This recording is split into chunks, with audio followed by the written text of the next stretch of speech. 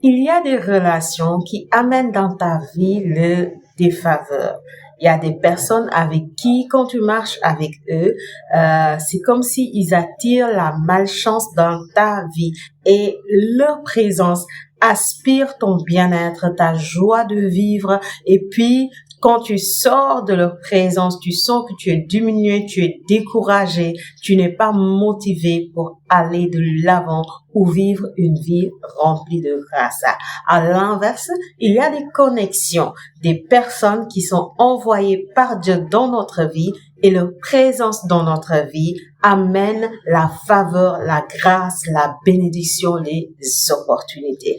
Alors, quelles sont les 3 connexions, les relations qui nous font activer une vie de grâce? C'est ce que nous allons découvrir et c'est tout de suite.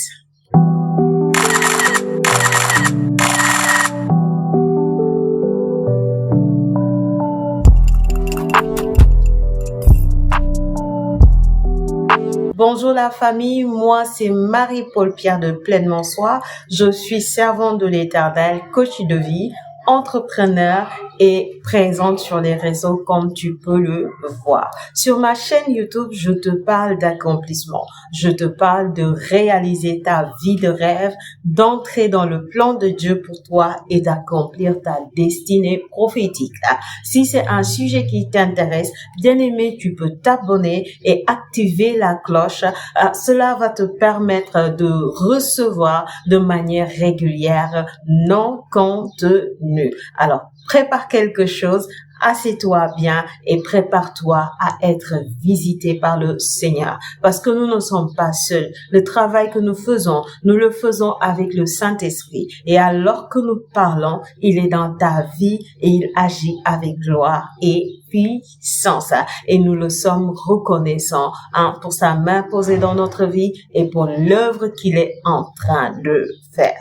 Alors aujourd'hui, nous parlons des connexions divines qui vont activer la grâce dans notre vie, qui vont activer la faveur dans notre vie. Bien aimé, la première connexion que je veux te donner, c'est la relation avec Dieu. Tu ne peux pas vouloir avoir une vie de grâce, une vie de faveur, une vie remplie d'opportunités sans forcément avoir une certaine relation, une certaine intimité avec le Seigneur. Bien aimé, cela va de soi. Tu veux une vie de grâce? Ouvre-toi à Dieu tout simplement parce que c'est Dieu qui donne la grâce. Vous savez, beaucoup de gens sont en contact avec le spirituel et ils en voient les fruits. Quand je parle du spirituel, je parle d'aller chez les marabouts, je parle de consulter les spirites, tout ce qui est spiritisme, d'aller chez tout ce qui est occultisme, ésotérisme, voilà, toutes ces personnes qui vont dans ces choses, qui font les gorilles, etc. Ils sont en contact avec le spirituel et ils verront les conséquences de manière, immédiate, instantanée, mais également sur le long terme. Alors, quand je parle de manière instantanée, je veux parler de ce que tu es allé chercher chez eux. Tu vas forcément le constater. Par exemple, il y a des gens qui vont là-bas pour avoir le mariage, d'autres pour avoir le travail, d'autres pour avoir une autre grâce. Mais bien aimé, dans l'instantané, tu auras satisfaction, tu auras gain de cause parce qu'ils sont en mesure, voilà, d'utiliser le spirituel, de faire appel au spirituel pour te donner le résultat tant attendu. Mais qu'est-ce que ça aura comme conséquence dans le long terme? Là est la question. Parce que tu t'en rends pas compte, mais tu appelles des faveurs dans ta vie. Tu appelles la disgrâce dans ta vie, bien-aimée. Et c'est bien longtemps que tu le constateras 5 ans après, 10 ans après, 3 ans après, c'est là que tu vas te rendre compte que tu es enchaîné par l'ennemi. Personnellement, j'ai eu à accueillir beaucoup de personnes qui ont été dans ces circonstances-là. Ils ont été chez un marabout pour chercher une grâce, une bénédiction, mais après, ils ont été tourmentés par des esprits impurs quelques années après. Il y a même des personnes qui n'arrivent pas, à dormir la nuit parce qu'ils sont attaqués par l'esprit impur la nuit. Ils sont visités. D'autres, ils chopent des esprits de mari de nuit, de femme de nuit.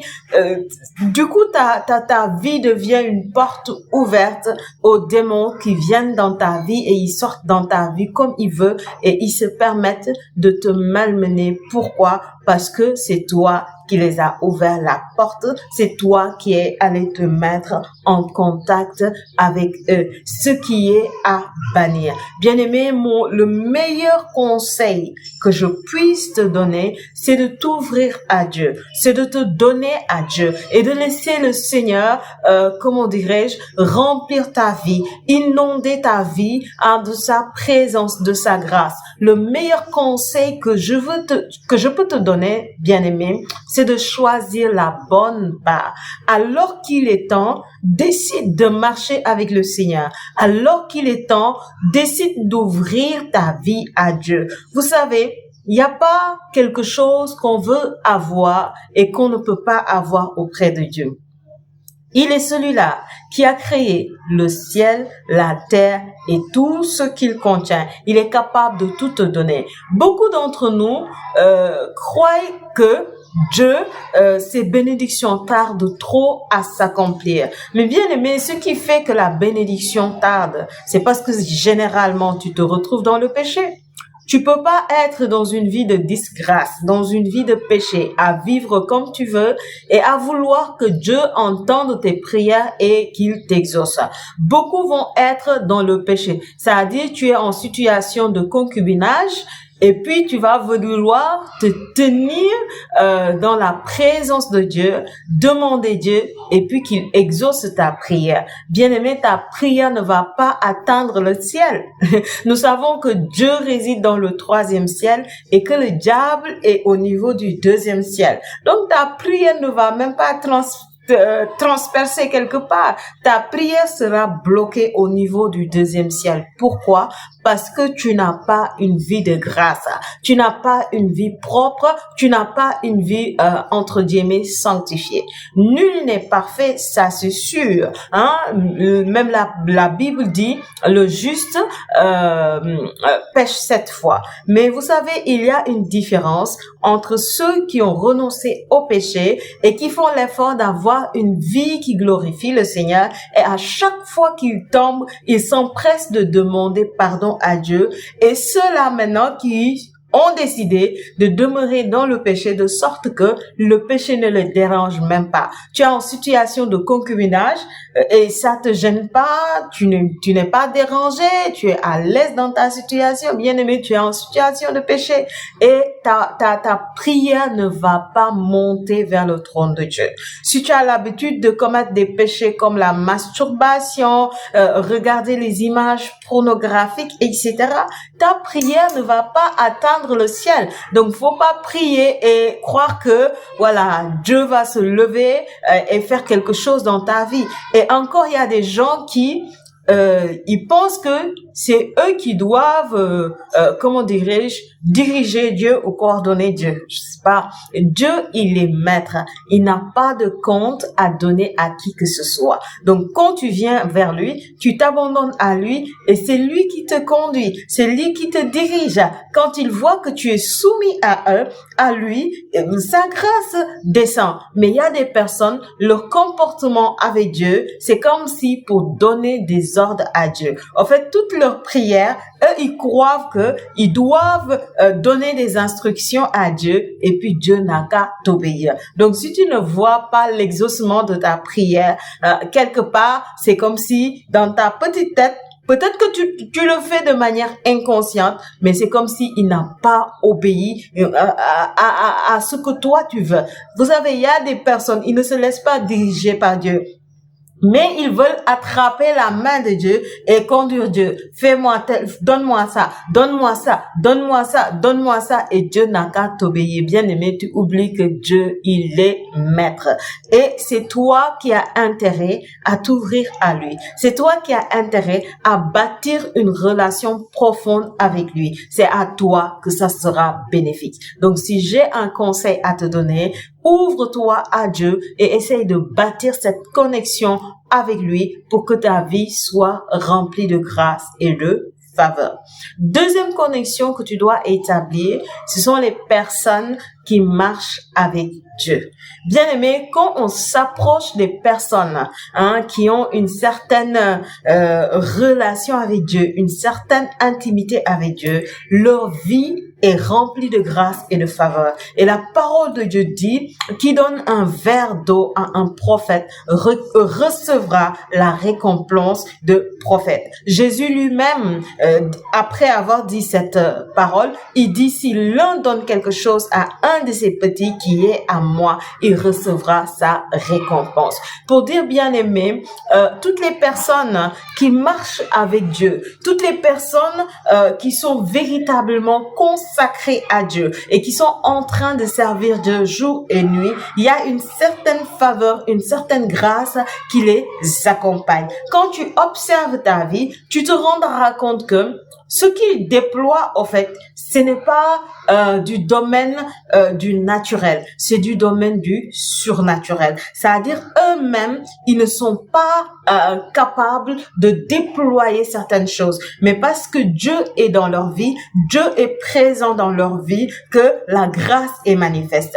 Moi, si je prends aujourd'hui l'exemple de ma vie, bien aimé, la sagesse que je déploie et qui me permet de résoudre certains problèmes, ce n'est pas ma sagesse, ce n'est pas mon intelligence, c'est l'œuvre de Dieu, c'est l'œuvre du Saint-Esprit. C'est pourquoi je suis capable d'étonner certaines personnes à cause de ma manière de raisonner, à cause de ma manière de voir, d'analyser les choses et qui n'a rien à voir avec le naturel. C'est pas mon intelligence personnelle. Et c'est pourquoi, si tu veux te heurter à moi sur ce plan, bien aimé, tu vas perdre. Tu vas perdre. Et puis, tu vas te rendre compte que, voilà, tu t'es trompé de loin. Parce que, en réalité, ce n'est pas moi. C'est quelque chose de supérieur à moi qui agit par moi et qui me donne cette inspiration, qui me donne cette sagesse et qui me permet de parler. Durant cette semaine, il y a eu vraiment des circonstances qui m'ont marqué. Parce que j'ai vu des personnes, on va dire, plus âgées que moi, qui pourraient avoir des enfants qui sont plus âgés que moi, venir à moi et se confier à moi. Et cela m'a marqué. Parce que, tu sais, quand tu vois quelqu'un qui est de ton âge ou quelqu'un qui est moins âgé que toi venir auprès de toi, t'expliquer des histoires personnelles, bien aimé, là, tu peux te dire tout simplement que la personne se confie à toi, c'est normal, tu as plus d'expérience que lui parce que tu es plus âgé que lui ou vous êtes de la même génération, donc on a l'habitude de se conseiller entre nous parce qu'on est des amis. Mais quand tu vois quelqu'un qui est plus âgé que toi, qui a des enfants qui sont de ton âge ou qui sont plus âgés que toi, venir te confier des sujets qu'on va dire entre guillemets qui sont intimes. Bien aimé, tu t'arrêtes et tu réalises qu'en fait, ce n'est pas toi, c'est Dieu qui est là et c'est Dieu qui agit. Et c'est la trace divine, c'est le surnaturel qui est à l'œuvre, que les personnes voient de loin. Et c'est ce surnaturel qui les permet de venir s'ouvrir à toi. Pourquoi? Parce qu'ils reconnaissent en quelque sorte, quand toi tu parles, tu n'es pas le seul à parler, mais il y a une sagesse divine qui est derrière et qui parle au travers de toi. C'est pourquoi ils viennent, ils s'ouvrent à toi, mais ils vont pas se permettre de s'ouvrir à n'importe qui. Et moi, personnellement, Ça m'a marqué. Je te raconte cela, c'est un témoignage personnel que j'ai vécu durant cette semaine, qui m'a heurté, qui m'a marqué, et c'était pour moi l'occasion de dire encore une fois merci à Dieu pour ce privilège que tu nous accordes d'être comme des vases, comme des vitrines qui laissent apparaître qui tu es, qui laissent apparaître ta grandeur. Bien-aimés, tous les hommes qui ont décidé de marcher avec le Seigneur et de marcher avec le Seigneur de manière véritable et vraie, ils transportent une grâce, ils transportent une faveur, ils ont en eux une part du divin. Bon, tous les êtres humains ont en eux une part du divin parce que Dieu nous a créés semblables à lui, à son image et à sa ressemblance. Mais si tu veux bien, il y a des personnes, qui acceptent maintenant de manifester cela de manière visible. Et quand c'est fait, bien aimé, des hommes comme ça, il faut les honorer. Et être en contact avec des personnes comme ça, forcément, ça t'amène dans une autre dimension de grâce, de faveur et de bénédiction. Alors, n'hésite pas. Si tu as la possibilité, de t'ouvrir à des gens qui marchent avec Dieu, tu les connais. Il y a plusieurs qui sont sur le net. D'autres, on peut les connaître comme ça par les circonstances de la vie. Mais si tu connais ces personnes, n'hésite pas de t'ouvrir à eux parce qu'ils te feront aller vers une dimension supérieure. La troisième connexion, bien-aimée, c'est les hommes que Dieu a élevés dans leur domaine. Vous savez, il y a des hommes qui ont usé de malice, de péché et de je ne sais quoi. Genre, ils font le mal, ils sont prêts à faire n'importe quoi pour être positionnés, pour être élevés. Mais une fois, bien aimé, qu'une personne est élevée dans une institution, il ne faut plus voir la personne qui est là, mais il faut voir l'institution. Parce que toutes les institutions ont été instituées par Dieu, même si ça passe au travers d'un homme. La Bible nous dit que toute autorité a été établie par Dieu. En vrai, il n'y a pas d'autorité qui a été établie en dehors de Dieu. Si vous voyez quelqu'un a pu mettre en place une structure et que ça a évolué, ça a avancé, ça a commencé petit et ça a avancé jusqu'à ce que c'est devenu une institution, bien aimé, il y a là la main divine, il y a là la main de Dieu. Quand on est dans une œuvre, que ce soit une œuvre spirituelle, religieuse ou une œuvre dans le milieu séculier, dès l'instant que l'œuvre a commencé petit et s'est améliorée du fur et à mesure jusqu'à devenir une sorte d'institution, bien aimé, l'autorité qui est établie, il faut savoir que c'est Dieu qui l'a choisie. Même si l'autorité a fait des péchés, a usé de malice, a usé de je ne sais quoi pour être positionné, ça demeure pas moi qu'il est positionné par Dieu. Alors, si tu entends des bruits par-ci et par-là, je m'en excuse, je n'ai pas trouvé, une meilleure, comment dirais-je, un temps plus calme pour pouvoir te faire ces vidéos. Alors, je m'en excuse d'avance et que Dieu te bénisse en surabondance. Voilà, je disais que la Bible dit que toute autorité est établie par Dieu.